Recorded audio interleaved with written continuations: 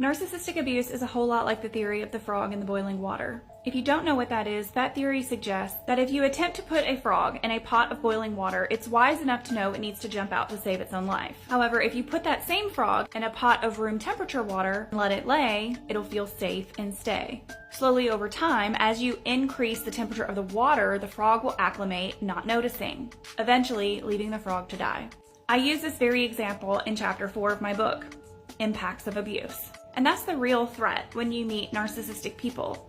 On the surface, they feel safe. Over time, drawing back all your boundary lines, leaving us with detrimental impacts that impact our self-worth, our brain function, attachment styles, and how we attach safely to partners, develop codependent habits, all the way to real medical issues. A lot of victims will develop eating disorders, severe depression, social anxiety, PTSD, or CPTSD, depending on how many different traumas they've been exposed to throughout life, and even physical illness. The trauma that comes from abuse causes inflammation in our body and can be hairline triggers to autoimmune disease. A lot of these impacts occur because we don't even realize that the very environment that we're living in is no longer safe for us. Our abusers increase the water temperature so subtly that we don't realize the damage that it's actually doing to us. It's a change we can't see, that we can only feel. Until you deep dive into the impacts abuse had on you specifically, can you see through the illusion.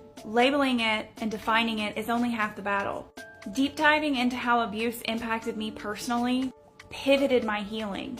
It gave me answers as to why I felt changed. I found grace for myself, mourned the parts of me that were damaged, but immediately went into healing strategies.